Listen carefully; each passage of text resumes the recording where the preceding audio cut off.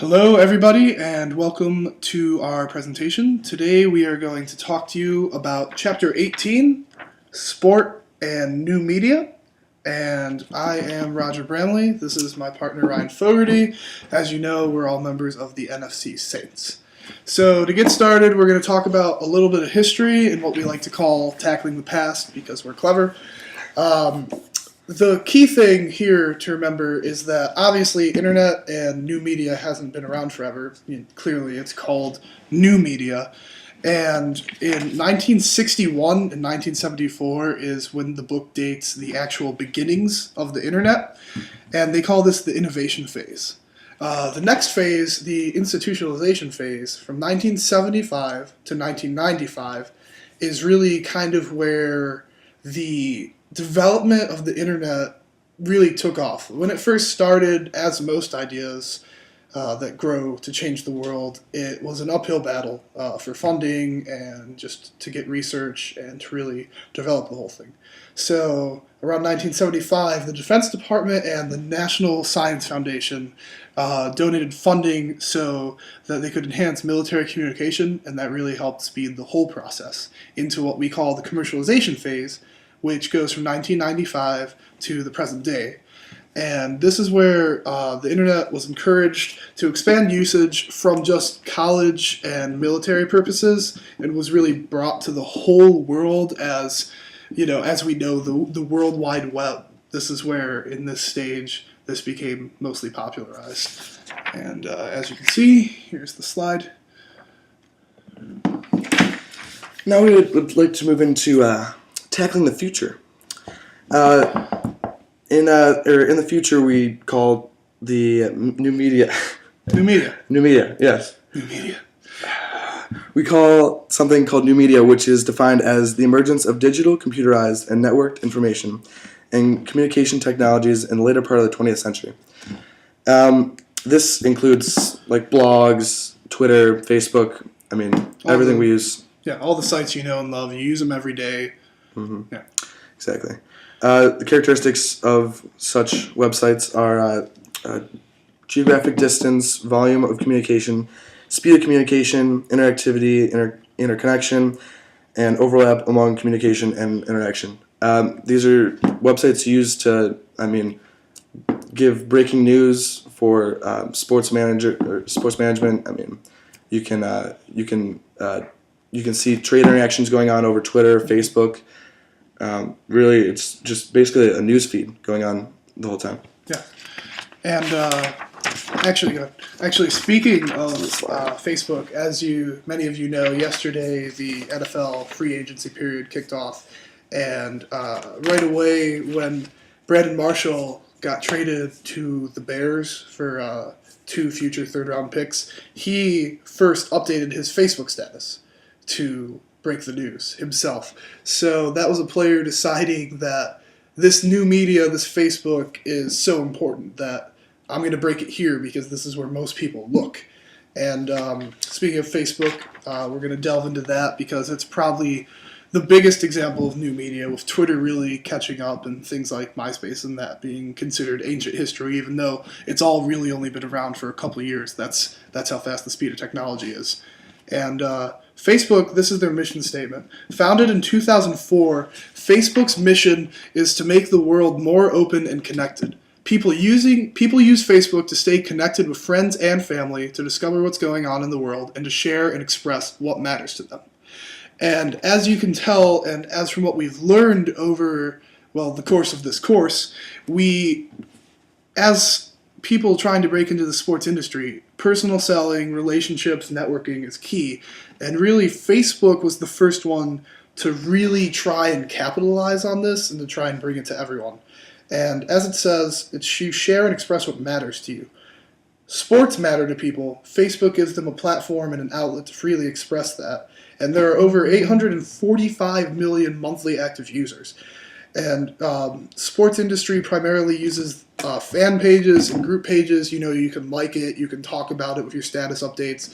I'm sure many of you like your favorite sports teams, your favorite athletes. They have official pages. That's how they interact with their fans. And through this, there's there's no excuse to not be able to reach people in today, and Facebook was the first to show that.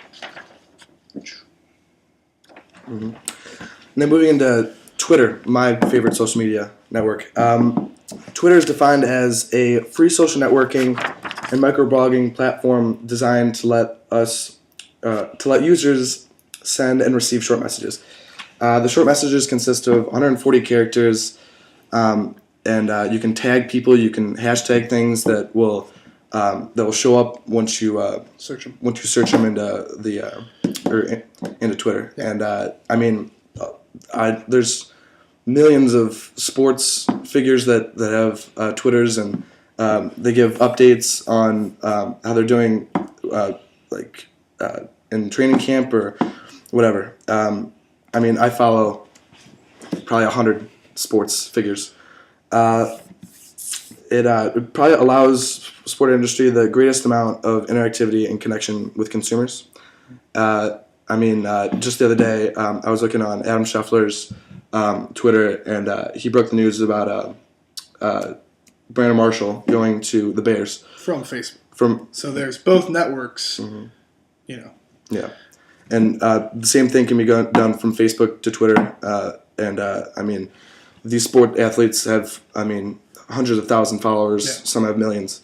And so it's just crazy how many how much news can come from one source. It also allows organizations to announce news, promotion, analyze sport, and make it more into real time.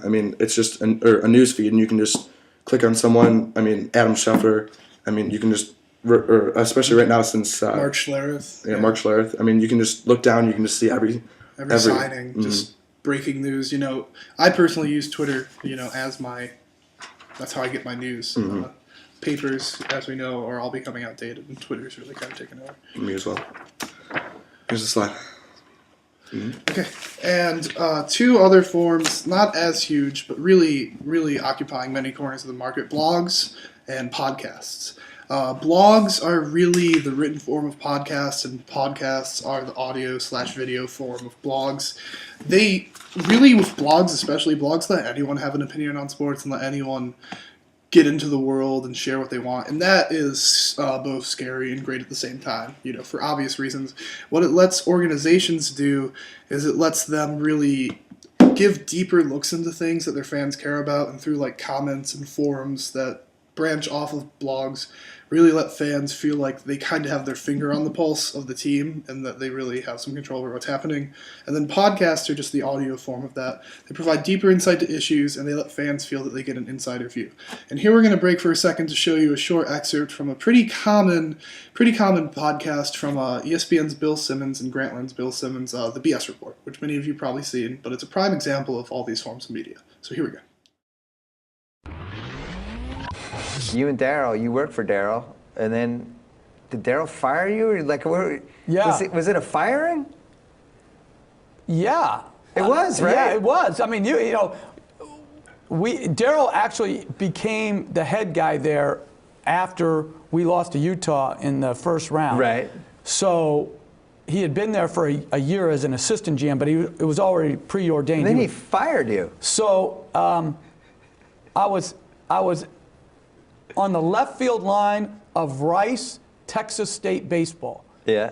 When I get the call in the drizzle of the 7th inning that your services are no longer needed. By this dork Elvis, the stat nerd, has decided Yes. you were not stat friendly enough to coach his No, actually, I was very robotic stat team. friendly. You were. I am. No BS there. No, certainly not. Definitely not. All right, so now we're going to move into industry format.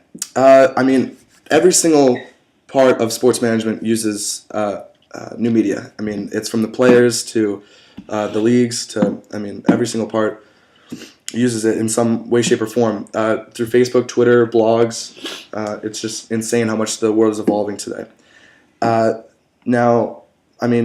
Most industries use a specific format, but new media is so diverse that it's moving so fast that there's no real format, and the possibilities are just endless for how you can use it and what you can use it for. So it's pretty insane what's going on. And as it continues to evolve, it raises a challenging issue for not only sports industry but all of industry, in that how far can this new media expand, and then can the industry keep up? Because already people have to balance all the time how to use Twitter, how to use Facebook in their personal lives, how to separate it into professional use. And as this continues to diversify and grow, we're just going to have to keep up, which means that as time goes on, we're going to have to be more trained and more skilled with the use of all this new media. And if we can't keep up with it, we're really going to get lost behind. And that's a real issue. And that goes right into career implications. You need to keep linked into what's going on in the new media. It's just keeps evolving, just keeps going. And so, I mean, in order to have a career in sports management, you have to be up to date with Facebook, Twitter, whatever the new media is. And so, I mean, you have to really keep your finger on the pulse for that one. And as students, what we have to do is we have to maintain to keep doing classes at Some technology classes, at our try university, and keep exactly. up with it. Because I mean, if we fall behind, we have to. I mean, we're kind of screwed. So. But it's our generation's, it's ours to own, and it's ours to grow. And as long as we use it right, the sky really is the limit for the industry. It's the limit. So Yes. we hope you guys really enjoyed this presentation. Hope you learned a few things, and hope everyone does good on their final exam. Had a great quarter. I'd like to thank everyone. We both enjoyed the class greatly. Have a good spring break. Go Saints. Be safe, and go Saints.